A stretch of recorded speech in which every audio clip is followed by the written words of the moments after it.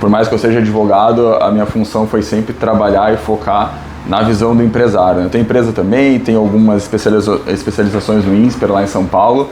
E a minha ideia, o meu core, o que eu trabalho? O Gia falou agora, especialista em direito da família, em tributário, em societário, mas o meu core, o meu foco é governança corporativa focado para pequenas e médias empresas.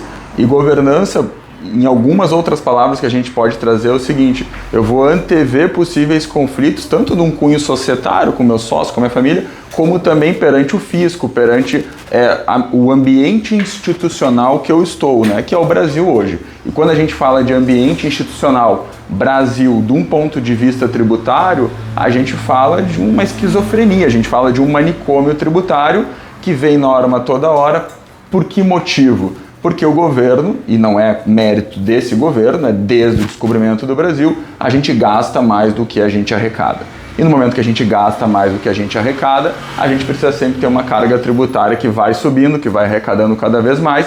E quando a gente chega num projeto-lei 1087 desses, que busca trazer alguma compensação tributária que sim faz sentido, no ponto que eu não estou mais tributando imposto de renda para pessoas que recebem até R$5.000 por mês, ele é obrigado por norma constitucional brasileira a equilibrar isso. Então assim, eu não vou tributar quem recebe até 5 mil, vou reduzir até a faixa de 7 mil e pouco ali essa alíquota, porém, todavia, entretanto, contudo, eu preciso trazer dinheiro para os cofres públicos e comprovar que eu não estou abrindo mão de arrecadação sem arrecadar de outra forma, sem ter uma arrecadação que compense essa minha abertura de mão fiscal, né? Então, o estudo que o governo apresenta, isso é um projeto do executivo, ou seja, o executivo fez a lei, o governo brasileiro fez a lei, levou à Câmara dos Deputados, foi aprovado de forma unânime.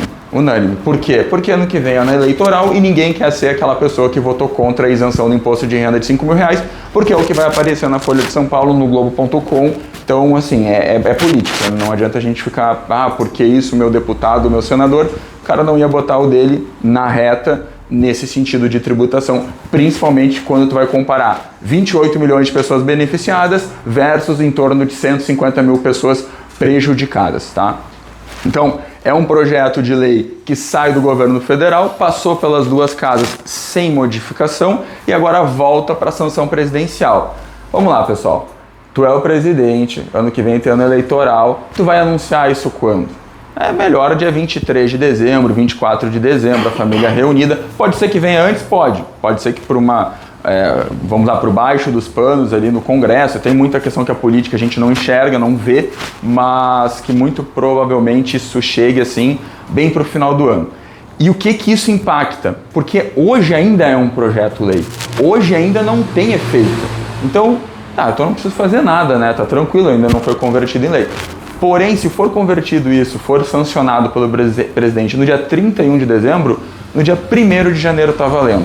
Então, tem alguns tópicos, algumas questões que se eu não me mexer, se eu não fizer antes, eu não vou conseguir ter alguns benefícios que esse projeto-lei está permitindo que eu tenha. Que nem o Gia falou, né? Hoje é um evento teste. Eu estou tentando olhar ali, olhar para vocês e ver se está tudo certo. Qualquer coisa, só vir, está na minha frente, sair daí, tá? Então, em resumo, eu vou ter uma isenção de imposto de renda para até 5 mil, reduções até 7 mil e pouco e tributação de altas rendas. E o que representa altas rendas, certo? Rendimentos anuais acima de 600 mil ano. Então, se no ano eu recebi mais do que 600 mil reais, ou uma conta mensal de 50 mil por mês, mas essa conta não nos interessa no final, tá? Tu pode não ter recebido 10 meses nada e nos últimos 2 meses do ano tu ganhou R$1 milhão, é tributação de alta renda. Tem uma diferença aqui que eu vou explicar para vocês, o porquê que estão falando 50 mil por mês e porquê que estão falando 600 mil por ano. Então, a partir de 600 mil ano, eu vou iniciar uma alíquota progressiva que vai chegar até 10%. Vinícius, eu recebo 962.324,42 no último ano. Divide por 60 mil, menos 10 é a tua nova alíquota do teu imposto de renda de altas rendas. Entenderam? Então, se eu tenho um valor hoje que eu recebo mais do que 600 mil, como que eu vou saber a minha alíquota? Divide por 60 mil, menos 10, vai estar a tua alíquota lá, 4,73% que tu vai ter que tributar. A partir de 1.200.000 é 10%. 10% a partir dali. E vocês vão ver que em alguns casos é muito fácil disso acontecer, tá? Quando a gente vai tratar de administradora de bens, de holders, é fácil isso acontecer.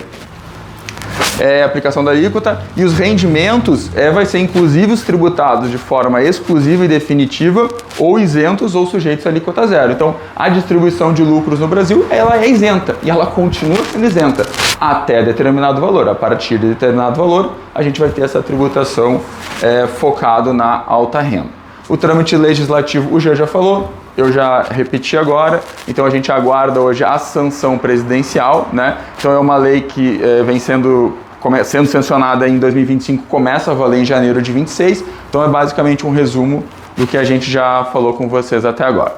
E daí aqui a gente vai ter uma diferença que é bem importante. Retenção e imposto devido. O que é retenção, Vinícius? Retenção é o seguinte, se uma mesma fonte pagadora, um mesmo CNPJ, pagar para uma mesma pessoa física no mesmo mês, tá? Então a minha empresa paga para mim no mesmo mês mais do que 50 mil reais, 50 mil reais, 50 mil e R$1 pagou para mim. Eu vou ter que reter 10% e já pagar isso para o governo. Eu estou retendo e estou pagando 5 mil reais, beleza? Então a gente teve esse exemplo. Eu paguei em janeiro de 2026 55 mil reais a empresa pagou para mim. Eu retive 5.500 reais. Nos outros meses, eu recebi 30 mil, 20 mil, tudo abaixo.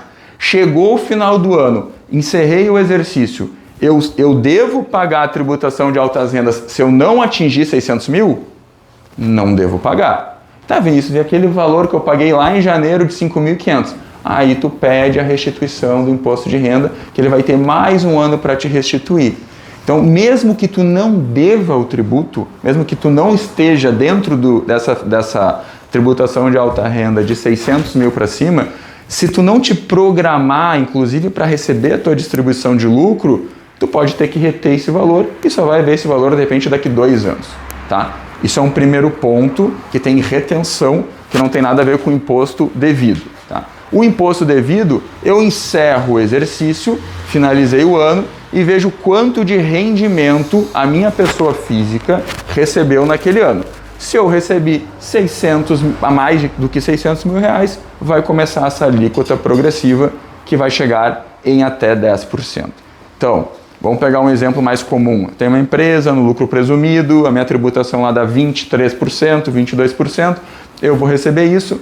Esse valor eu estou recebendo como uma distribuição de lucro. É acima de 1.200.000, eu vou ter mais 10% para pagar de tributo. Tem as limitações, que é 34, 40, 45. Não vai caber agora, tá? Para a gente conversar sobre isso, mas é importante vocês entenderem que... Isso não caracteriza uma bitributação? Eu entendo que não. Porque uma coisa é a tributação... São dois fatos geradores distintos. E daí a gente vai chegar ali, vocês vão ver. Se eu não distribuir para a pessoa física... Se eu distribuo o lucro para uma outra pessoa jurídica, tem incidência? Não. Não tem. Hoje não. Hoje não. Mas, então, é o caminho. Em breve vai tributar ou entre empresas ou na...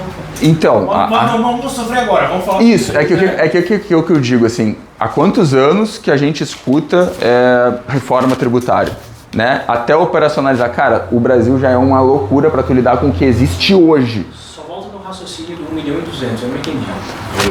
É porque nós falamos de 600 Isso, é que começa começa em 600 mil, tá? A tributação de altas rendas. E ela vai numa alíquota progressiva até 1.200.000. Depois de 1.200.000 ele é 10%.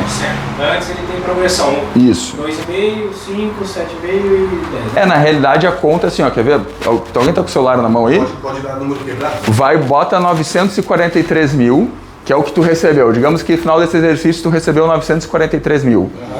Divide por 60 mil, menos 10. Quanto que deu? 10 mil, né? Menos 10 mil. Não, menos 10. Deu 15,7. Não. 943, vamos lá, 943 mil dividido por 60 mil. 60 mil, ok. Menos 10. 5,71. Essa é a tua alíquota. Mas agora passando os 10. Isso, aí quando a gente chega quando chega na receita de 1.200.000, aí é 10% para cima, porque é o máximo, é o teto, ela não aumenta mais. Por enquanto, se não for, na verdade não. Tem imposto, tem tanta coisa que Na vai verdade, a vir. gente ficou entre linhas o 10%, né? Uhum. Não tem que não vai aumentar o 10%, né? Não tem nada escrito que é 10%. Hoje o projeto Lei 1087, o limite é 10%. Tem um teto aí. O teto é 10%. Tanto é que, daí tá, vou trazer um exemplo que se fugir muito, vocês me ajudam, tá? Vinícius, tá indo muito pro lado. Se eu tenho uma empresa tributada no lucro real, que ela comprova, que vai ser normativas ainda da Receita, que ela pagou 34% somado contribuição social, imposto de renda de pessoa jurídica e adicional, ela não vai pagar mais 10% sobre isso. Se tu comprovar que a tua empresa está te pagando isso, o teto, aqueles 34% acabou. Então, assim, tem as suas dificuldades, mas como um plano geral, explicando, empresa no Simples Nacional, uma empresa no lucro presumido, recebeu acima de 600 mil, vai começar a entrar nessa alíquota progressiva até chegar dentro do valor de 10%, que é o 1.200.000. Então, 1.200.000 para cima é 10%. 1.200.000 para baixo até 600 mil é progressivo. Tem mais que 600 para receber, então melhor fazer 50 todo ano, o ano todo, até dezembro, Isso. fazer o acesso lá. Na realidade, tu recebe... Para não ter essa retenção. Isso, daí a estratégia tu vai ter que estar alinhado com o teu advogado, principalmente com o contador, na realidade, e entender, porque assim, ó, eu vou trazer possíveis estratégias que podem ser feitas para diluir pessoa física, para ir para uma pessoa jurídica, para ter alguma outra alternativa de, pelo menos, retardar esse recebimento dos valores. Assim, fazer tudo 50 e no dezembro tu faz... É que assim, eu posso dizer sim, pode ser isso, daí de repente falta dinheiro pro teu dia a dia. Entende? Então, assim, vai depender da tua avaliação. Obviamente que é muito melhor tu pagar o tributo lá devido no final do que tu ficar antecipando o tributo pro governo e chegar no final lá e pô, agora eu vou pedir restituição e a restituição demora não sei quanto tempo, ou tu simplesmente antecipou o tributo devido. Entende? Então, isso é um problema. Só que assim, a gente tá falando de uma empresa aqui, né? Aí eu tenho uma empresa que está me pagando isso. Aí eu tenho uma outra pessoa jurídica que é minha administradora de bens que me rende aluguel. Eu tenho uma outra empresa que está me rendendo aluguel. E lá eu vou vender um bem. Mas vamos por partes. Até agora, todo mundo entendeu isso, né? Rendimento que eu recebo na pessoa física, vamos falar só de lucros e dividendos, não é só isso, mas vamos falar só de lucros e dividendos. A partir de 600 mil reais, eu vou iniciar uma tabela progressiva de tributação de altas rendas até 10%. Tudo claro? Tranquilo nessa parte? Isso aí em firma lucro real não entra isso? Depende, porque tu vai ter que ainda comprovar que tu não teve impactos ou benefícios tributários que reduziram a tua margem de 34 para menos. Entende? Teve muito lucro, se tu pagou muito imposto lá no lucro real. Se tu, aí a Receita vai ter uma normativa para delimitar um teto. O objetivo deles é que tu não pague efetivamente 44, entendeu? Que tu não pague, por exemplo, 34 lá na contribuição social IR e adicional e mais 10%. Mas aí quem vai ter que sambar vai ser o contador junto com as normas da Receita, que eles vão te dizer quanto que tu vai ter que reduzir ou não. E daí, por exemplo, se no final tu chegou numa alíquota de 29 com os benefícios tributários que tu teve, tu vai pagar só essa diferença, de 29 para 34, que é 5%, ainda que tu receba mais com 1.200. Mas essa parte ainda, ela é uma das menos claras do projeto, porque vai depender de uma normatização ainda para dizer como tu faz esse cálculo e afere e me demonstra esses valores. Que depois de aprovado, seu Zé, vem a instrução normativa, normatizando isso tudo, indicando para a gente como que vai ser para esses casos, inclusive, como o senhor, no caso do lucro real. Então, existe ainda, é um projeto de lei, que a tendência vai se transformar em lei, e aí depois vem a instrução normativa que a gente vai poder elucidar melhor todas essas situações que ainda não estão bem claras para todo mundo. Mas se efetivamente, assim, uma coisa que a gente já pode antecipar, se efetivamente o senhor paga na tua empresa 34%, paga isso efetivo, tu não vai pagar mais nada. Tu vai receber aquela distribuição de lucro e a tua empresa já fechou o teto dos 34%. Exato. Mas isso é uma incógnita hoje, né? Tu não consegue nem fazer planejamento da empresa, porque os números não estão... Tu vai ter que apurar mensalmente para ter ter esse valor. É que o lucro real é 34, né? Tu faz retenção do valor do imposto que tu teoricamente está pagando para o teu terceiro? Não faz? Tributa por quanto? Não, por teu terceiro não, seria só para pessoa física. Eu entendo, tu tá falando de split payment, que é outra coisa da reforma, né? Mas vai refletir no imposto, né? Sim, Se tu não mas a questão é do reter aqui, é se tu recebeu mais que 50 mil, a Receita não quer nem saber o porquê. Só retém. No final do ano a gente vai fazer a continha, Exato. se der tudo certo te devolvo, senão tu me paga mais. É isso. É basicamente essa parte é mais básica. Tem coisas que são vão ainda depender de normativas, mas tem coisas que não. Tem coisas que a gente já consegue antecipar. Beleza? Esse administrador de bens que tu está falando ali, se eu no caso, vou tirar 50 de uma empresa, eu tenho administrador de bens, tiro 50 da outra, não paga imposto? Tu vai pagar no final do ano no ajuste. Sim, porque daí tu vai ter recebido ao total 1.200.000 no final do ano. Tu vai pagar 10%. Mas é na física daí? 10% na física. Porque é pela fonte recebedora nesse caso. Pelo CPF recebendo. Você recebeu 50 lá, 50k, na hora da declaração do ajuste anual do imposto de renda, vão se somar esses 50, se transformando nos 100, e consequentemente lá o senhor vai ter que pagar o imposto de renda lá na hora da declaração, em 8 códigos. Mas sabe onde vai doer mais isso? Se de repente o senhor vai lá e faz uma distribuição de lucro da tua empresa, operacional, gasto. Tu vai lá e faz a distribuição do lucro. Tirou, sei lá, tinha 2, 3 milhões que eu vou fazer um investimento na minha holding, vou integralizar o valor e vou comprar um imóvel. Sim, dando um exemplo bem básico. Tu vai tributar essa distribuição, tu integraliza, ou enfim, faz a forma do aporte mais adequada, compra o imóvel lá, vende o imóvel, tributa no presumido e depois quando tu distribuir, tu tributa de novo 10%. Se for para pessoa física. Se for para pessoa física. Então, assim, por isso que tem que dar uma... Cara, assim, não é feito para não pagar imposto, é feito para quanto mais tributo eles querem, quanto menos pensar, menos operacionalizar, melhor. É o que está no projeto lei e é o que vai ser sancionado. Não tem muito... Mas existem algumas situações que dá para evitar. Para alguma coisa é possível evitar. E aí a gente vai transcorrer, melhor transcorrer durante o... A gente vai... É isso, né? Quem já paga na tabela progressiva, eu tenho lá por exemplo, um CLT que eu recebo tanto, cara, aquilo ali tá fora, aquilo ali tá na tabela progressiva do imposto de renda, tá retido na fonte, não vai ganho de capital na pessoa física. Isso aqui que vai mudar bastante o jogo, tá? Se eu vendo um imóvel na minha pessoa física, eu pago o ganho de capital, certo? 15% até 5 milhões de ganho de capital sobre a diferença do valor de aquisição pelo valor de venda. Comprei por 1 milhão, vendi por 2, sobre 1 milhão que é a diferença, eu pago 15%. Tem fator de redução, tem tudo. Não vamos entrar no meio. Então, aqui, se tu pagou o ganho de capital, tudo certo. Não tem problema nenhum, teu dinheiro caiu ali, não vai entrar para a base de cálculo da tributação de altas rendas. Aí tem alguns títulos e tem doação também, tá? E isso aqui vai ser um problema. Eu vou falar ali na frente para vocês o que pode acontecer com doação também, tá? Quero ver quando eu começar a falar, porque até agora é só problema. Não, é tristeza, terror e pânico hoje. Não é legal. O Diego vai chamar um outro pessoal, né? Mas dá notícia boa, mas enfim. Tá, a gente tem uma previsão aqui, que isso aqui é muito importante vocês observarem, que diz respeito a eu poder distribuir os lucros que eu tenho acumulado na minha contabilidade, apurados até o exercício de 2025. Então, esses lucros que eu tenho acumulado, eu posso fazer essa distribuição seguindo algumas normas societárias e contábeis até o ano de 2028 de forma isenta. Então, digamos que eu tenha R$1 milhão de lucros acumulados na minha contabilidade. Eu faço os procedimentos que a gente já vai conversar daqui a pouco. Esses procedimentos são lá registrados na junta, está aprovado.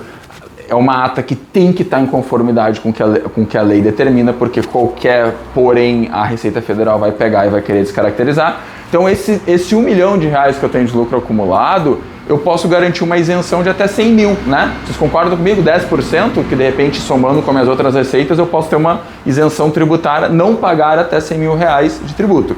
E com isso, realizando e apurando isso, eu consigo jogar durante esse período em alguns casos. Como é que é jogar? Pô, ia receber 70 mil esse mês que eu vou tirar, né? Que nem o senhor trouxe exemplo. Não, então 25 mil eu vou ter meu recibinho lá estruturado, eu estou recebendo do lucro acumulado do exercício passado. O restante eu estou recebendo do exercício atual. Então tu consegue dar não é uma driblada, porque tem essa permissibilidade na lei, mas tem pegadinha dentro dessa permissibilidade, que é a exigência das normas societárias e empresariais, para que esse ato que tu faça, esse levantamento realizado, de fato possa ter esse benefício previsto no projeto-lei. E daí o que acontece? Que nem eu falei no início para vocês, ele é um projeto-lei, ele ainda não está valendo, só que a junta comercial fecha dia 20 esse ano? Dia 20, acho que é 20, né? Que lucro apurado se o Então a gente, ano é 2000. Então, a gente vai entrar nesse. e outra coisa, como é que tu registra uma ata depois da junta tá fechada? Aí se o nosso fazer antes digníssimo presidente dia 24 libera isso, não consegue fazer mais nada, entendeu? Então assim, tem que antever. Acho que esse é um dos motivos, né, já da gente estar aqui hoje. É uma inovação legislativa, é um projeto-lei, mas se ficar esperando, não vai ter muito o que fazer depois, entendeu? Mas a ata tem que fazer até quando? Então, agora a gente passa para outro. Até o Jean, acho que o Jean entra um pouco agora também para dar uma explicada. Pulou a tela, tinha uma coisa da... Claro, vamos lá. Aqui no outro vai explicar um pouco melhor desse daqui, tá? Esse aqui eu dei um exemplo de 1 milhão, aqui está 1,5 milhão, não gosto de seguir muito pelo slide, mas agora vai explicar um pouquinho melhor do que a gente falou, tá? Que é que a gente comentou agora, né, Jean? Janela de isenção. Então eu posso distribuir os lucros apurados até 31 de dezembro de 25, certo? Até 28. Só que o que a lei determina? Que eu tenho que apurar o lucro e aprovar a distribuição dele pelo órgão competente da empresa, levando isso a registro na junta comercial tudo esse ano. Então assim, é bizarrice, é inconstitucionalidade, é inconsistência uma atrás da outra. Primeiro, como é que o contador vai conseguir fechar 31 de dezembro de 25 em 25? Não tem como fazer isso. Primeiro ponto. Daí tem a nota... Depois você explica, eu vou dar um por cima. Tá? Segundo ponto, eu não posso tributar o passado. Se o lucro acumulado é de 25, como é que eu vou tributar o passado? É inconstitucional. Eu não vou poder criar uma tributação do exercício passado, certo? Então, assim, tem todas as críticas possíveis para esse projeto-lei. E se vocês pegarem, que tira a questão política, cara, eu odeio o cara. Mas se vocês tiverem um tempo para entender como é que funciona processo legislativo no Brasil, é curto, não é longo. Pega o relatório do Renan Calheiros sobre isso. Ele fala, tá errado, tá mal feito, tá ruim, mas eu vou aprovar mesmo assim, porque se eu não aprovar, eu não vou beneficiar o pessoal do imposto até 5 mil. É isso. Tá uma droga essa redação, tá horrível, com todo, né, aquele bom português, juridiquês, aquela cordialidade, mas assim, tá uma M. Mas eu tenho que aprovar, porque tem pressão política e tem pressão popular. Então a gente vai seguir o texto dessa forma. Esse é o resultado de um processo legislativo no Brasil, tá? É dessa forma que funciona. Então a gente precisa cumprir deliberação societária, fechamento contábil, sendo que a gente não consegue cumprir. Qual que é a alternativa? O que a gente consegue fazer? A gente consegue apurar, fazer uma apuração não com balanço, né, mas um fechamento especial, vamos chamar assim, de quanto que eu tenho de lucro acumulado, por exemplo, até o dia 30 de novembro. Quanto que eu tenho de lucro acumulado ali? Beleza? Tenho tanto. Cara, vou fazer uma ata e eu preciso ter essa ata registrada. Nesse contexto aqui, a gente vai precisar ter uma ata e essa ata vai ter que ser um documento formal, vai ter que ser assinado por todos os sócios e vai ter que ser levado a registro na junta comercial, porque senão o governo não vai aceitar. Quando tu não fizer a retenção mensal, ou seja, quando dá esse exemplo, tu distribuir do teu CNPJ para tua pessoa física mais do que 50 mil e não reter, cara, tem certeza que vai chegar a carta da Receita. Explica. Cara, tá aqui minha ata registrada, o balanço foi levantado, fizemos um fechamento especial levantado dessa forma aqui, tá tudo de acordo com a legislação. Beleza? Beleza. Ah, Vinícius, mas eles estão errados, eu vou brigar. Cara, quer brigar judicialmente depois?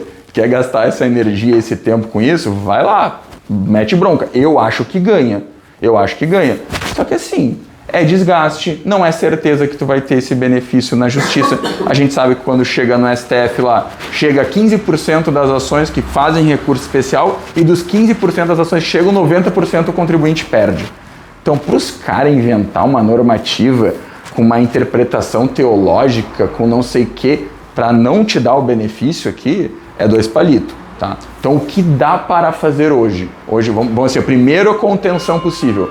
Cara, qual que é o meu lucro acumulado, apurado até o fechamento especial mais tardio que eu consigo fazer? Eu acho que final de novembro assim já é até exagerado, né? Porque tu pode fazer uma previsão também dentro dessa ata no sentido de que os lucros, o saldo ainda a ser apurado, que vai fechar só lá em abril do outro ano, referente a esse período que eu não apurei, eu também quero ter essa isenção. Também quero que não é isenção, é não compor a base de cálculo da tributação das altas rendas.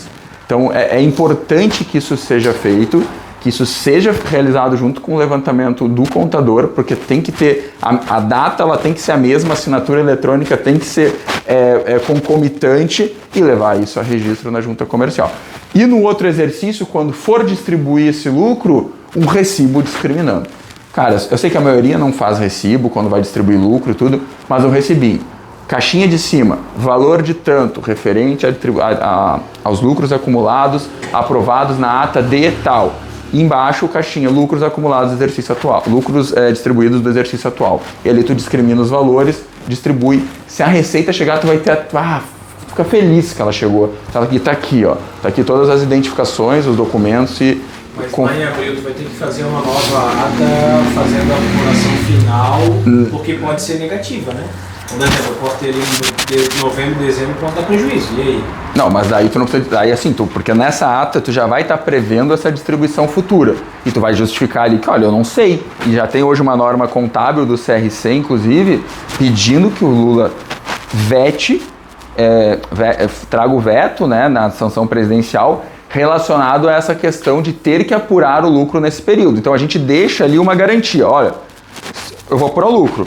Dando positivo, tendo lucro, como tendo saldo de lucro, na verdade, eu vou distribuir. Ele teria que considerar a ata até final de abril para ter efetividade da apuração. Isso seria o mais sensato. Se a gente fosse seguir a lei das SAs, né, o Código Civil, sim, a gente tem o prazo até 120 dias. Né? Ponto. Isso é sensato, só botar isso aí na lei e deu. Ponto. E aí ele faz a ata e considera a distribuição anterior. Exatamente. Então, mas o que o Vinícius está querendo trazer talvez a gente ter 2 pontos aqui. Para agora, para uma situação antevendo o pior dos cenários, e a outra para uma segunda situação, lá até abril, né? Para que aí sim, com os resultados apurados, a gente tenha, vamos supor, na melhor das hipóteses, uma razoabilidade do nosso presidente para vetar, e aí tem um adendo interessante no andamento desse projeto de lei. Uma das alterações no Senado, quando foi lá na Câmara dos Deputados, passou sem nenhum tipo de ajuste, alteração, tá? Passou da maneira como chegou, mesmo sendo uma merda, passou, tá? Só que no Senado, prevendo exatamente esses pontos, o artigo da lei que trazia essa informação em relação à necessidade da aprovação em assembleia, reunião devidamente registrada, ele vinha tudo no mesmo parágrafo. Vinha um artigo e vinha tudo no mesmo parágrafo.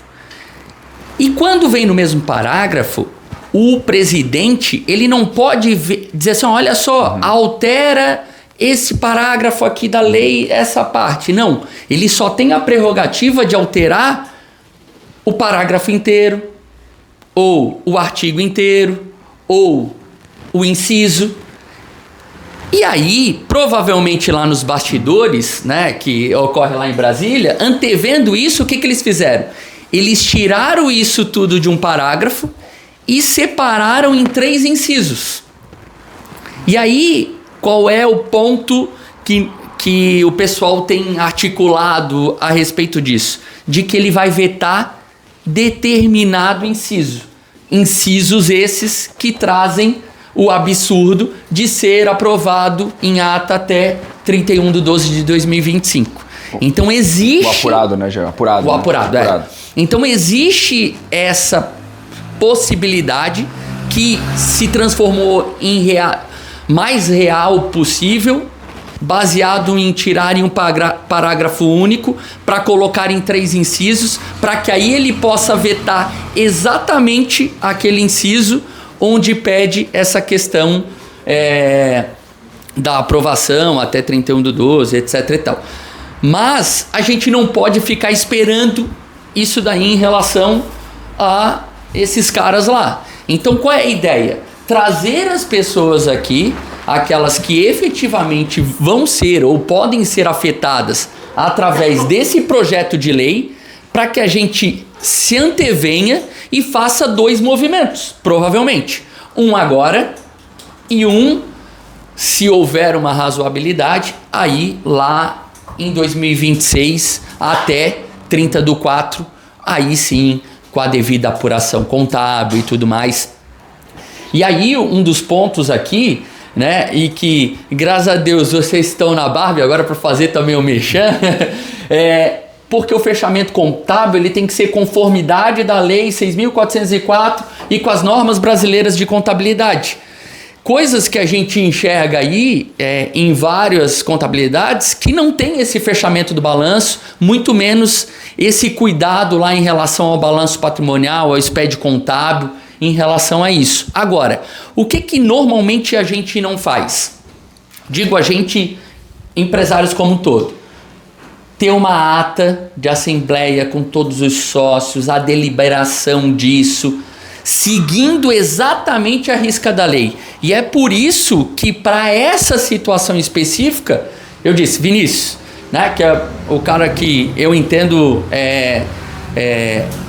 ser expert nisso. Vinícius, vamos trabalhar junto nisso daqui para que as nossas atas, os nossos procedimentos em relação ao fechamento contábil do exercício de 2025 seja impecável, para que a gente não tenha problema em relação à Receita Federal, a questionamentos por parte deles, né? Então o Vinícius ainda vai trazer vários pontos aqui de amenicidade e tal, mas eu queria trazer para vocês isso porque existe a possibilidade do veto presidencial em relação a essa situação do registrado em junta, mas não dá para a gente ficar esperando isso daí, ainda mais do governo. Então, e não entrando no mérito aqui de governo A, B, C ou D,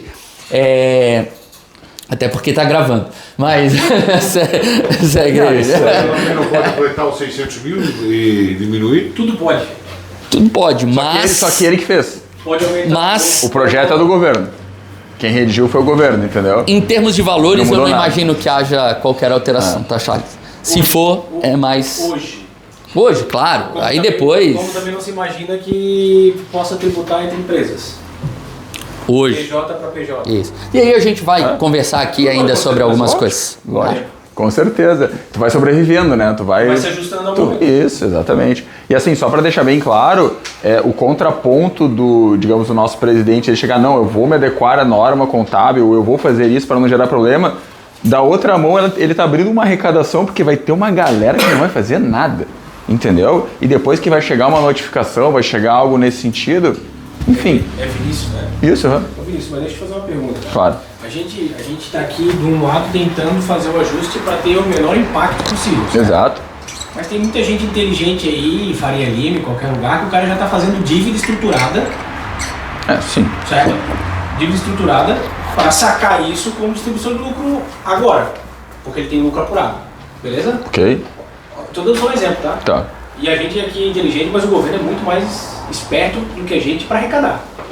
Tá. Quando a gente fala em... Pô, tanto que está fazendo um manicômio tributário gigantesco que está fazendo, mas se isso acontecer até 2033, vai ser a maior arrecadação histórica. Né? Muitos países vão vir copiar o nosso sistema. Tá. Fazendo a ata e deliberando o resultado, isso não pode ser uma forma de efetivamente o governo saber o que tu tem realmente a distribuir? É que o lucro acumulado é um documento que tu remete para a Receita, né? Ele já tem isso. Na realidade, ele já tem. Quando a gente informa através das declarações, através dos SPEDs contábeis, ele já tem isso. Né? Agora a gente só vai efetivar isso num ato societário. O que antes não era. O que as pessoas... Quem vai... Não que não era. Era, só que não se faz, né? Não se fazia. Quem vai saber, na realidade, que daí eu não concordo da necessidade, mas enfim, né? Seria de levar junto a registro na junta, anexado o teu balanço. Eu não levaria, eu levaria o valor. Tem o lucro acumulado de tanto, o valor é esse e acabou, entendeu? Então eu referenciaria o valor que vai ter uma assinatura concomitante de um contador responsável que, caso precise comprovar, tá aqui o documento digitalizado, ou enfim, né?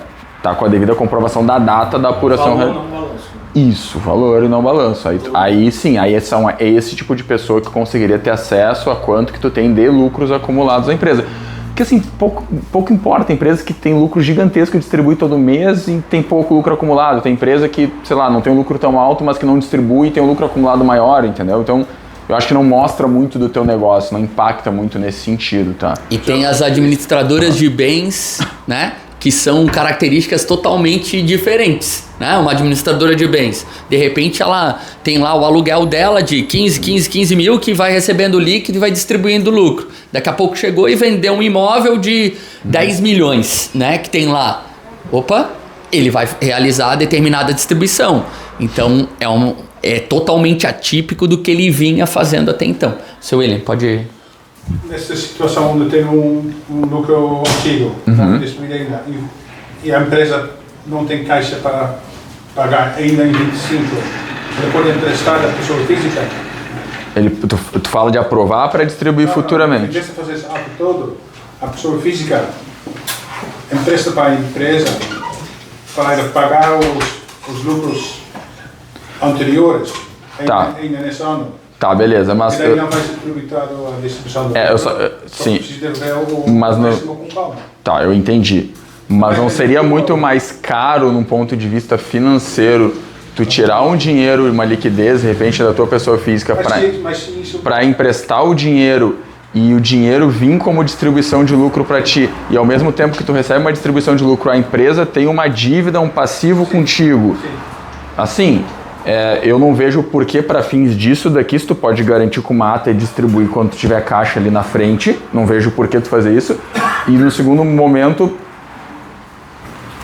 assim, eu tô tentando pensar... É porque tu tem 36 meses para frente para distribuir e tirar a caixa para distribuir. Entendeu? Eu sei, mas... Eu sei. E digamos... Beleza, tudo bem, mas seria uma opção? É legal fazer isso? Ou pode? Sabe que eu estou tentando pensar se teria algum impacto tributário que a Receita poderia falar que isso era um abuso de planejamento tributário, mas eu entendo que não, eu sempre...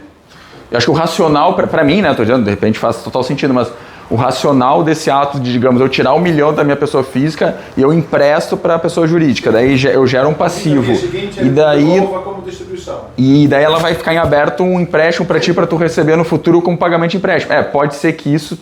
Se a Receita pegar e depender da forma que tu perfectibilizar isso, pode ser um abuso de planejamento tributário. Que é o que muita... Mas a princípio, eu entendi a lógica, a princípio não teria, é um empréstimo. Não é proibido, mas o motivo... É que o motivo, tu entende que assim, ó, tudo no Brasil ele tem que ter boa fé e um propósito negocial. O motivo é porque para não pagar o imposto. É exatamente esse que é o problema. Porque... Mas tem nada ilegal em 2025? Tem nada ilegal? Não, mas tu vai, olha só, teu resultado é que tu vai distribuir o teu 1 milhão que tu tem de lucro hoje, tu vai zerar. Digamos que tem 1 milhão de lucro, tu emprestou. E daí a empresa ainda vai ter que te pagar mais 1 milhão no futuro como empréstimo. Vai te pagar o empréstimo que tu fez. Não vou entrar nem no juros. Não vou falar nem nos juros, mas vou falar só do empréstimo, tá? Qual foi o propósito negocial do senhor emprestar o dinheiro para a empresa? A empresa comprou uma máquina, pagou uma dívida? Nada. Tu simplesmente quis passar a perna na Receita. Entendeu? O teu único objetivo foi esse. Porque se parasse agora, no sentido de tu emprestou e tu recebeu e morreu, é uma coisa. Agora, tu emprestou, tu recebeu a distribuição de lucro e tu ainda vai receber mais aquele 1 milhão isento porque é pagamento de empréstimo, que é o que tá pipocando hoje. O pessoal fala, não, mas daí eu crio um empréstimo agora para a empresa gigantesco, a empresa vai me pagando depois no futuro como... Falei, cara, beleza, mas eu acho que é um dos tópicos que o copo quebra uma vez, entendeu? Porque tu não tem uma proposta negocial em cima disso. Não estou dizendo que não é para fazer, só estou dizendo que tem que ser um pouquinho melhor pensado. E no primeiro momento eu faria, em relação ao lucro acumulado, eu garanto com que a lei está me passando. Cara, a lei está me permitindo isso, eu vou cumprir tudo da lei e isso aqui eu vou garantir no que seja me passado no futuro. Mas se fizer uma dívida estruturada... Mas qual a dívida? Então o que eu estou falando de dívida estruturada? Por que dívida estruturada? Vai pegar no banco, em vez de pegar da pessoa física. Porque na pessoa física constitui que você está botando o dinheiro para sacar. Que a intenção foi essa. E a dívida, teoricamente, você tira posterior, não numa paulada só, vai tirando em poucas vezes, se a tua empresa tiver capacidade financeira para arcar com o empréstimo, né? E aí você vai ter um custo financeiro. E evidente tem que valer o custo financeiro. Já me ligaram 3, 4 vezes já para quando o banco te liga, quem ganha é o banco. Tem um pouco. Não, mas olha, porque eles têm um negócio que tu tira o dinheiro, aplica, ou a aplicação paga a parcela. Sobre isso aí? Já me sondaram também. Olha com bons olhos. Mas é furada? Não. Porque eu tenho outra forma de distribuir que não preciso captar dívida. Eu tenho lucro apurado. Sim. Não, isso aí é só para ficar. Se eu distribuir agora em 2025, por exemplo, né? Beleza, eu pago. Mas eu tenho lucro acumulado. Para mim, distribuir isso em 3 anos para frente, que é o que diz a lei, precisa estar em ata até dia 20 de dezembro, é isso? Isso. Até 31 de dezembro, né? Até 31 de dezembro. Né? 20 se a gente imaginar que a junta não vai estar funcionando naquela data. Mas existe a possibilidade do veto presidencial em relação a esse inciso. Só que a gente não quer correr o risco de saber ou não saber. Então, em teoria, a gente faria 2 movimentos. Um agora e um, se houver uma razoabilidade, lá em abril também, até abril. Exato. Primeiro é para vocês guardar, depois se vir o veto. E faremos com total o que a lei trazer ali, a gente vai estar em total conformidade com eles através de uma auditoria jurídica. A gente não vai dar brecha para essa situação, porque brecha é o que eles mais querem. Quem tem grana é quem já. É difícil de responder isso, entendeu? Por isso da dívida. De repente, a administradora de bens, ela aí a gente vai entrar no mérito aqui com um pouquinho mais de situações. Nós vamos trazer uns exemplos, porque de repente a tua administradora de bens, ela pode estar na tua sociedade. E se tu vai distribuir 100 mil para ti, e sendo 50 mil, que normalmente, eu gosto de investir em imóveis, em fundos, enfim, de repente tu vai jogar para essa administradora que vai fazer esse investimento. E aí os 50 mil, que é a parte onde tu gasta no dia a dia, tal, com a família, tu vai jogar os 50 mil e vai ficar dentro da isenção. Né? Claro, colocando valores aqui, né, como possibilidades. Mas enfim, o Vinícius vai estar trazendo possibilidades aqui. Então assim, algumas ideias de reestruturação societária, mas assim, bem simples, tá, pessoal? Não vou falar de, vou ter mais CP no nome da minha esposa que vai ser sócio, que vai receber... Não tô falando disso, tá? Calma, não. Vou abrir offshore. Vou abrir uma empresa no Uruguai que vai... Dá para pensar, mas bem simples, tá bom? Um exemplo bem normal. Pessoa física, eu sou sócio da minha empresa operacional, que é lá onde eu ganho dinheiro, tenho minha atividade que eu desenvolvo, recebo distribuição de lucro, e eu tenho minha administradora de bens lá, que eu investi, tenho imóvel locando, compra e venda de imóvel, e eu também recebo essa distribuição de lucro na minha pessoa física. Recebi na minha pessoa física, eu vou somar, deu mais de 600 mil, tributação de alta renda, beleza? Vamos lá. Que nós temos alguns clientes já que já estão pensando em estruturar, mas daí tem que, tem que tomar cuidado, isso aqui, beleza? Mas eu crio uma holding mãe, uma holding pura, efetivamente, da qual ela é sócia da minha empresa operacional e ela é sócia da minha administradora de bens. Agora, só cenário tributário. Se eu recebo a distribuição de lucro da minha empresa operacional aqui dentro, recebo a distribuição de lucro da minha administradora dentro da minha holding mãe, eu não tenho nenhuma tributação até esse momento. E se eu pego esse valor, por exemplo, o valor da empresa operacional para holding mãe, boto para cá, compro imóvel, vendo imóvel, faço uma estrutura nesse sentido do qual o dinheiro retarda muito para cair no meu CPF e me estruturo para fazer esse tipo de operação, aumento de patrimônio. Óbvio que alguma coisa tu vai tributar. Não é aconselhável que na tua holding mãe tu pegue um cartão de crédito, vai pagar colégio de criança, vai pagar... Não. Né? A gente tem que ter uma razoabilidade em alguns pontos. Mas é possível, sim, que a gente pense em alguns gastos aqui dentro. Qual que é o problema? Cara, eu tenho uma empresa operacional de alto risco. Eu tenho uma empresa operacional que eu tenho, 200 funcionários, que eu posso ter um risco gigantesco e, de repente, por eu ter essa ligação societária aqui, eu vou estar contaminando uma empresa que não tem risco. Uma empresa que geralmente é uma empresa assim que está tudo estruturado, que não tem grandes problemas. Então isso aqui é necessário fazer uma avaliação, tá? Então tem que ter uma avaliação do teu risco operacional, quanto que a tua empresa hoje apresenta de passivo, trabalhista, tributário, como é que ela funciona efetivamente, para ver se valeria a pena a gente pular essa parte da pessoa física e não incidir nessa tributação. Porque, de novo, aquele exemplo que eu trouxe, eu recebi aqui 5 milhões da minha empresa para integralizar aqui, comprar um imóvel, comprei o imóvel por 5, vendi por 10, recebo a distribuição de lucro. Então, assim, a tributação ela vai acontecendo. É no momento que tu pegou o teu dinheiro, pegou a tua pecúnia, teu valor e trouxe para dentro da administradora de bens, por mais que ele já tenha sido tributado, eu comprei um imóvel, vendi, eu tributo na margem presumida, no lucro presumido, eu distribuo e tributo mais os 10% ali em cima. Então, tem que cuidar com essa estrutura e pesar, botar na ponta do lápis. Vale a pena eu expor um pouco, digamos, bens que eu tenho hoje já solidificado, que está tranquilo, que não tem muitos problemas, vincular isso a uma atividade operacional que eu exerço. Tem algumas atividades que não vale a pena. Mas se tu já está hoje na pessoa física no operacional e a tua holding já está na tua pessoa física também, já está pegando muito que geralmente tu faz algumas estruturas para separar aqui, né? Mas o trabalhista, cara, o trabalhista é certeza. O trabalhista esquece. Um amigo meu que é contador, não existe habilidade. Não existe. Não existe. Não. A gente conversa muito disso, né, já? Existe postergar para... É o amigo contador dele. Pegar. Não, sim. Existe preparação para tu pagar a dívida. Existe tu cansar o credor para tu negociar.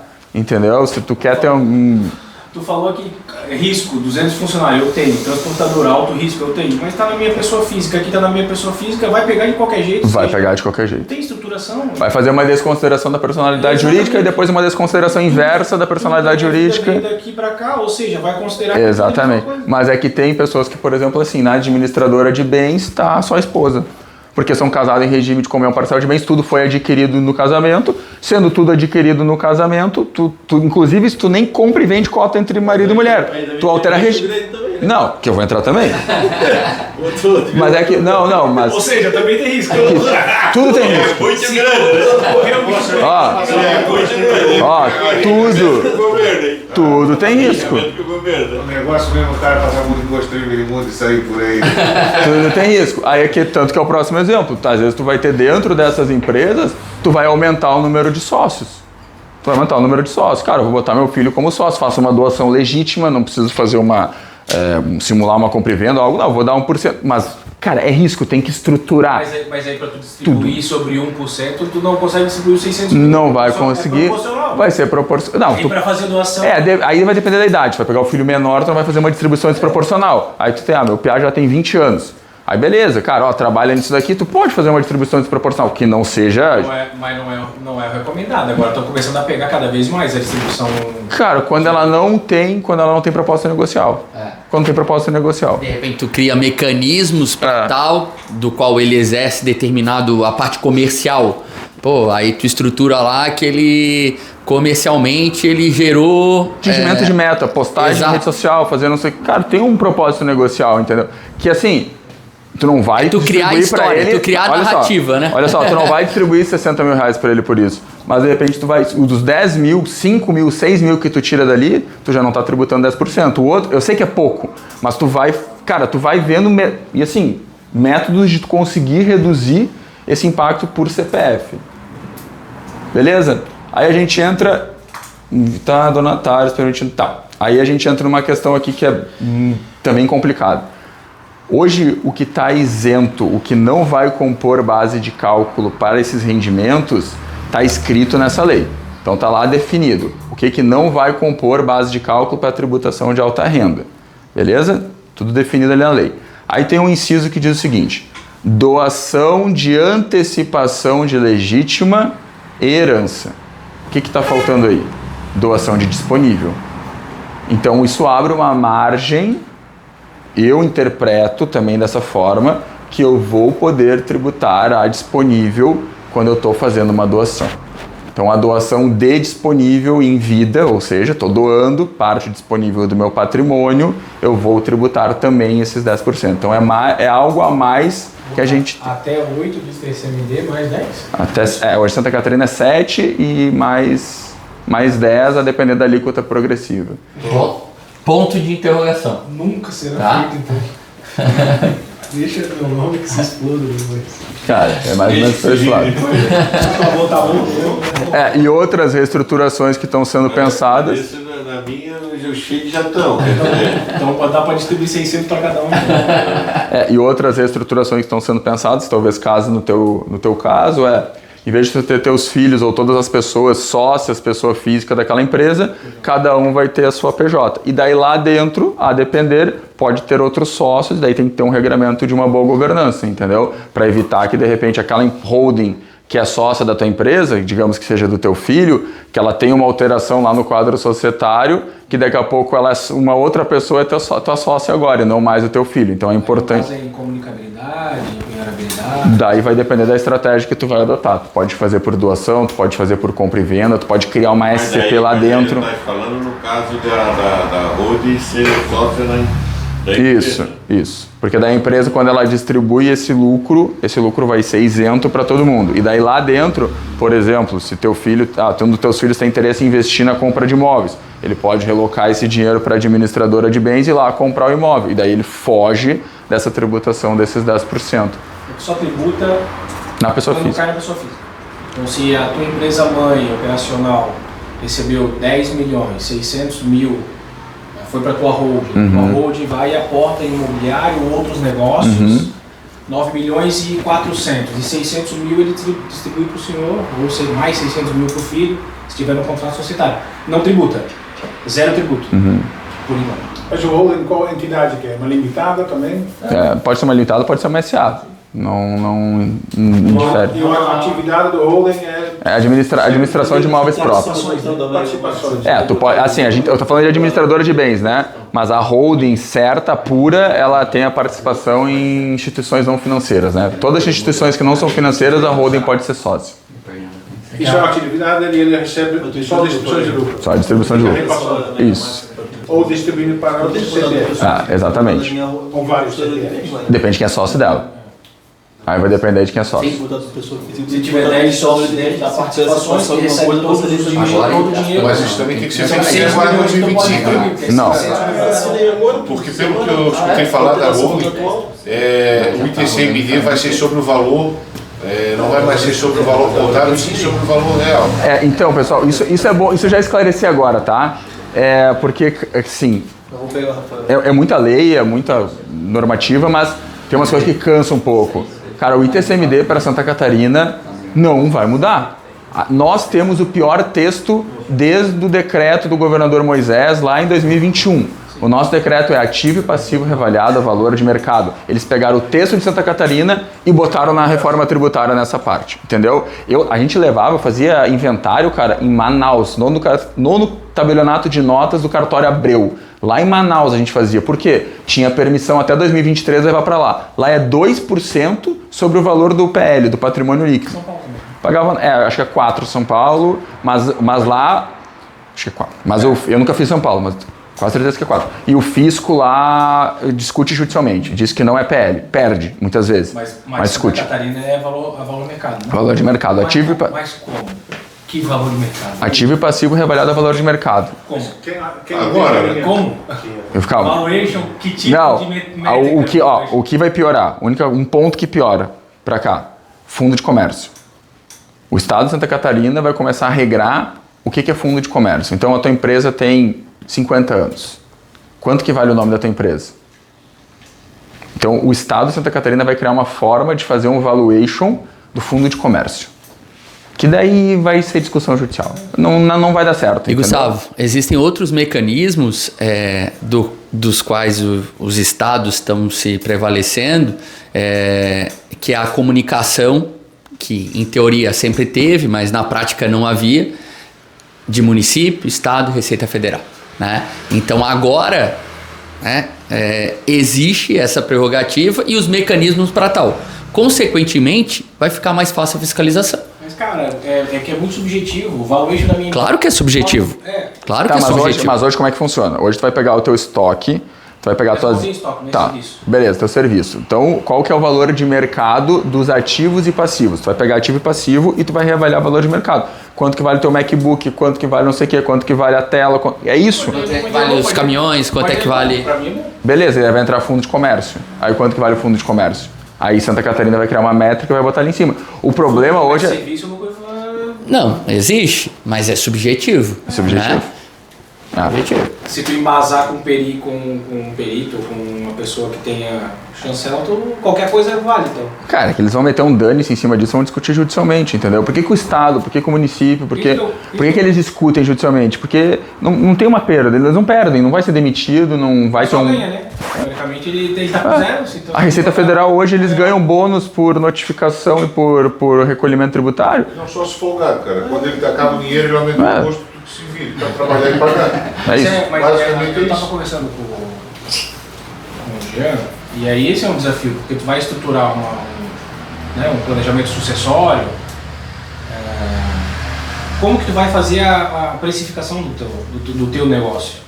Porque se for só sobre ativo, tá tudo bem, para mim eu vou lá, deprecio o ativo, faço o que eu faço o que eu quiser, na verdade. Se eu já pagar sobre o que eu quiser, teoricamente já é muito para ele, porque ele não tá recebendo nada.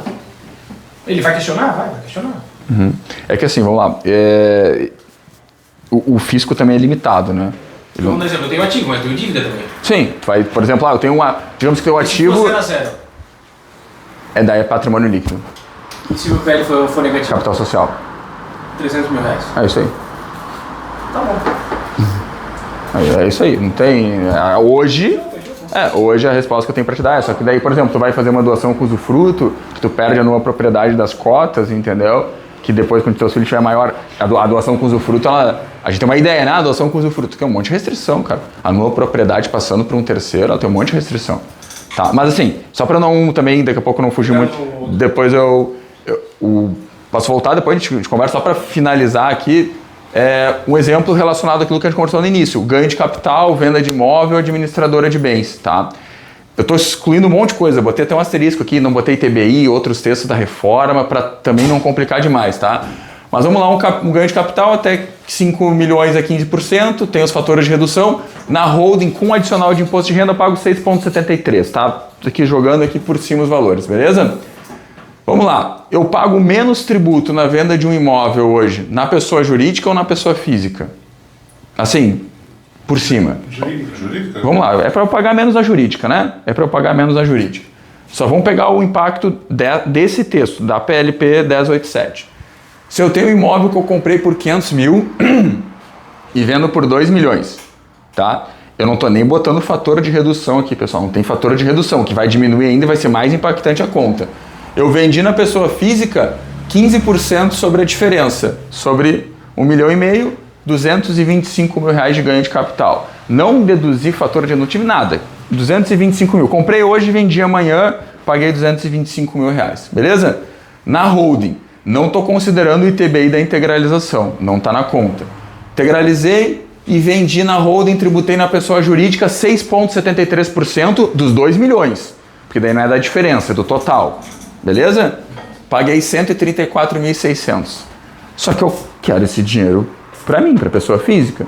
Então eu vou pegar 2 milhões da venda menos os 134.600 que eu paguei para o governo, me sobra um valor e sobre esse valor eu vou tributar 10% que eu estou recebendo, então eu vou pagar mais 186 mil. Então hoje, vender na pessoa jurídica sem ter uma estrutura do que fazer, para onde destinar o valor, como destinar, cara, tem que analisar tudo. Grosso modo, tá? Aqui é para ser mais caro e aqui é para ser mais barato ainda, tá bom? E né? E é mais barato. É mais barato. Agora com a tributação do PL, se for para a mesma pessoa, se não tiver uma estruturação, exatamente, pode se tornar mais caro. Até 100 mil reais mais caro nesse exemplo. Por quê? Porque é excludente o ganho de capital diretamente lá na pessoa física. Então, se tu vender o teu imóvel, eu não vou somar para tributação de alta renda. Eu vou pagar o ganho de capital e morreu aqui. Daí, eu tenho esse outro cenário agora que surgiu nos últimos 2 meses e dane-se, agora a gente tem que pensar o que vai fazer e verificar de que forma que a gente consegue reduzir esses impactos, reduzir essa tributação, mas efetivamente o que a gente tem de cenário é esse daqui. Ah, Vinícius, é isso, é certeza? Não, dava para complicar muito mais, porque Se eu vender mais de 3 imóveis na pessoa física, você contribuinte CBS e de IBS, que é um novo tributo do outro texto. E daí ali a minha tributação vai chegar a 30 e não sei quantos %. Então é mais barato? Depende, a gente vai ter que fazer conta na PJ de novo e verificar o que vale a pena ou o que não vale a pena fazer. Então assim, pode falar. Qual é a alíquota acima de 5 milhões? Aí você vai 17,5, vai 20, 22, é 22,5, até 22,5, né, Gê? Até 22,5, acima de... acho que é 22 acima de 30 milhões, no ganho de capital. Né? Ganho de capital sim. As alíquotas da pessoa física vão mudar, né? De 5 mil para baixo não vai ter imposto. Só IR, né? Vai aumentar, o teto ainda vai ser o 27,5. O teto vai ser o 27,5. Por enquanto, 27,5. Hoje, de noite, nesse horário. Amanhã a gente já não sabe. 27,5, que vai ser esse imposto. Amanhã é outro dia. Amanhã é outro dia, cara. E daí é achar estruturas, achar formas, alternativas viáveis. Eu sou um pouco conservador, assim, eu acho que tem algumas coisas que vai valer muito do risco e quanto que custa o teu travesseiro. Então, assim, cara, eu quero dormir tranquilo, tu já tem todos os riscos inerentes de uma atividade no Brasil e tal, beleza, mas eu quero pagar menos tributo. Aí tu vai analisar algumas alternativas. Mas essa estruturação também custa, né? Do quê? Principalmente quem tem imóvel, né? A estruturação. Tu fala de estruturação de custo, de eu integralizar, de... Sim, sim. TBI, vai ter que transferir para a Road, na Road tem que pagar TBI. Aí sim. Valor de mercado, aí tem custo... Tem que ver se vale a pena, cara. Às vezes não vale a pena. Às vezes tu pega um imóvel, não, eu quero vender daqui dos próximos 2 anos. Tu joga no GCAP e tá um fator de retorno, não vale a pena, deixa na pessoa física. Faz só a alteração do... Desculpa, tu só faz a alteração do registro, tu pra tua mulher, porque o bem é o mesmo, entendeu? Até quando a gente fala, assim, a questão... Quando eu falo de cotas de empresa, é um pouco mais complicado a alteração de registro de nome, porque se tiver um divórcio, impacta nisso, né? Tô dando exemplo de mulher, mas também para marido, né? Quer fazer é dessa forma. Mas a questão é a seguinte, quando tu tá tratando de um bem imóvel, não interessa o nome de quem que tá. Dane-se, tu só vai lá e faz no registro de imóveis a alteração no registro. Quero tirar do meu nome e botar no outro nome. Então, de repente, tu faz uma estruturação que tu tem 2, 3 imóveis, vale a pena o aluguel ir pro cônjuge, entendeu? Aquele aluguel vai pro cônjuge, o outro integraliza e bota na empresa, o outro mantém... É assim... Não é mais, não é... Não vai entrar nisso aí, mas e o registro no nome do locatário na escritura? Tu fala do CIB, do cadastro dos imóveis, CPF, isso aí é terror e pânico também, né? Porque... Não, quem sonega, assim, é difícil, porque eu acredito que até daqui a pouco eles vão ter uma vinculação com conta de luz, com... Já tá estruturado isso? Não, tô falando assim, já vem automático a informação para eles já lançarem uma notificação pronta dizendo assim, olha, o imóvel está no teu nome, mas a conta da luz está no nome do outro, explica. Luz, água, telefone do outro e o IR. E daí tu tem a questão também, por exemplo, que muitas pessoas fizeram isso e na época não tinha problema nenhum, mas hoje vai ter, que é por conta dessas novas leis, que é o seguinte, a minha casa eu integralizo dentro da empresa, mas eu não quero vender, ela tá lá. Beleza, vai ter que pagar CBS e IBS, porque é uma cessão de uso gratuito da empresa para a tua pessoa física. Então qual que é uma alternativa para isso? Que eu também não dá para dar garantia 100%.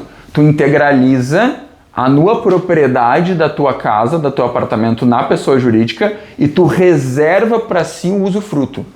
Então aí não tem lógica tu ter que pagar a CBS e IBS, porque o usufruto daquele imóvel que está em propriedade da empresa é teu. Entendeu? Aí tu consegue não precisar pagar CBS e IBS. E acima de 20 mil mês, vai chegar, pessoa física chega a 35% já. IBS, CBS mais a tributação, 35%? Cara, hoje. É que tem que ter os fatores. Não, é que tem que ter os fatores de redução. Tem vários fatores de redução, tem ainda vários pontos que vão ser revistos, não dá pra... A gente imagina que vai ficar em 28%, mais ou menos. Eles colocam sempre essa alíquota mágica de 28%, mas não dá pra bater. Mas a administradora de bens no máximo 19%. Não, é que assim, é que não tá fechada a conta. Ela não tá fechada a conta. Não tá fechado, depende ainda de regulação, porque vai ter os fatores, tipo assim, é 100% tributo, vai ter reduções para determinadas áreas de exploração, vai ter os créditos, então isso ainda vai... Mas estão imaginando que é 19 é o máximo. Isso. Eles estão colocando 18. Isso. 28 e 19. Isso. 35 e 19. Isso. E o ITBI sobre a RUD, vai... Isso foi só vão eliminar ou vai existir? A gente tá aguardando agora... de fumaça, né? Cara, esse TBI na holding, assim, teve um teve um agravo interno que o Dino foi o relator e o Alexandre de Moraes acompanhou contrário ao voto dele que dava benefício para o contribuinte. Então, assim, a minha opinião, não estou dizendo que eu concordo com isso, vai ter ITBI. Do que tu botou do capital social versus valor de mercado, vai ter ITBI para sempre. Faz sentido nenhum, porque em miúdos, trocando em miúdos, o fato gerador do ITBI para o município é tu não ter recolhido ganho de capital. Porque se tu tivesse recolhido ganho de capital e ter integralizado pelo valor de mercado, tu não pagava ITBI. Então, assim, na minha opinião, não tem a menor lógica. Mas é isso aí, cara. O que adianta eu vou vender lote na lua, vou dizer, não, vamos discutir. Dá para discutir? Dá. Impetra o mandado de segurança, deposita o valor em juízo.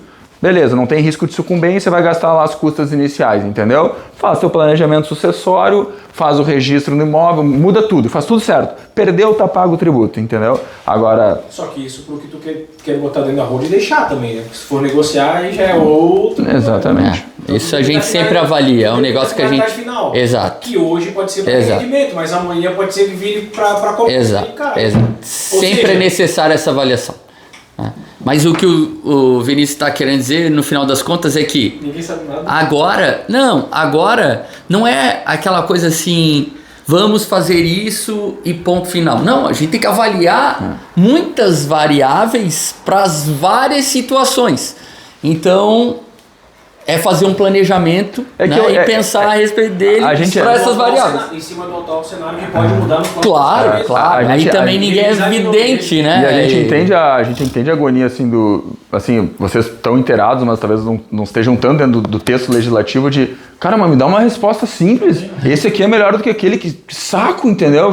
Depende, mas, cara, depende do imóvel, depende do que tu quer fazer com aquele imóvel. E outra coisa, planejamento sucessório não é holding, tá? Isso é para ficar claro, porque às vezes um testamento, um seguro de vida, uma previdência, cara, faz uma empresa, bota todo mundo com 1%zinho numa, 1%zinho na outra, faz um acordo de sócios, pronto. Às vezes isso é planejamento sucessório. Às vezes não tem relação direta com tributário neste momento, sabe? Tu vai acompanhar. Tem um projeto de resolução do Senado, quer subir de 8% para 16%, cara, eu vou ficar de olho nisso. Mas às vezes não justifica tu te descapitalizar para poder pagar o ITCMD em vida, entende? Então, assim, planejamento sucessório não é... Às vezes tu tá falando da empresa que tem, tu nem tem a grana do valuation versus o ITCMD que tu tem que botar. Não consegue, é inviável. Exatamente. Aí faz outras coisas. Exatamente. Então, cara, esse imóvelzinho eu vou deixar fora, isso que quando vir a faltar vai ser vendido e liquidado para pagar isso. Cara, tá ali, deixou tudo alinhado, entendeu? É aquilo que eu falei, é quanto teu travesseiro vale também. Quero dormir tranquilo, tá sossegado, quero ter dinheiro para aproveitar. Eu acho que as decisões se baseiam mais nisso e com o que a gente tem em cenário atual do que propriamente, assim, numa questão, não, quero resolver tudo agora. O sucessório tem muito e se, claro, e se a mulher separar, e se o filho morrer, e se o filho casar, e se eu quebrar, tem muito e se, Tem bem mais e se do que esse, não dá pra falar. Eu só dei 5 e se aí. Mas cara, por isso que eu acho perigoso, às vezes, fazer um planejamento sucessório meio assim a moda, né? Não, vou abrir uma... Tá. Entende? Cara... E outra... que eu aconselho também a todos vocês, né? Claro, situações, mas que tem a empresa operacional, que tem filhos, etc., um acordo de cotista. Realmente, durante o processo de ir lá sentar, no nosso caso foi com o Dr. Vinícius, durante o processo ele vai trazendo situações que a gente não imagina, não tem a previsibilidade de tal, e aí ele vai trazendo, vai pontuando, e a gente inclusive clareia muitas coisas, né? Clareiam muitas coisas durante esse processo. Então recomendo, sabe? É um negócio que ajuda demais, inclusive, a clarear a nossa mente em relação, claro, cada um tem as suas características, tem empresas que não vão precisar, tem outras que vão, mas em geral vale bastante a pena. É mais governança do que direito nesse ponto. E só para um último exemplo, sei que está todo mundo já, né, cansado, mas para vincular isso com governança e com tributação e planejamento sucessório. Por exemplo, quanto que a minha empresa vale? A minha empresa não vale muita coisa, é uma prestação de serviço. Mas se tu for vender, só vendo por 30 milhões, 40 milhões. Então, na tua falta, quanto que o teu sócio vai indenizar a tua família? E como vai indenizar? Vai afetar o fluxo de caixa. Aí tem um ponto que é bem crucial, tá? Tem muitas pessoas que fazem o seguinte, define o valuation, faz um termo apartado, todo mundo aceita aquele valuation, compra uma carta de seguro para aquele valuation, porque esse valor ele não é tributável, ele não entra na herança, e tu vai receber tão somente a indenização sobre aquelas cotas. E isso, cara, tu economiza 22% de tributo sobre o valor de mercado da empresa se tu fosse indenizado por isso. Então, se tu tem 100 mil de capital social, tua empresa vale 10 milhões, nessa diferença aqui tu ia pagar ITCMD e ganho de capital, que é 15% mais 7%. Seria até mais que 7, né?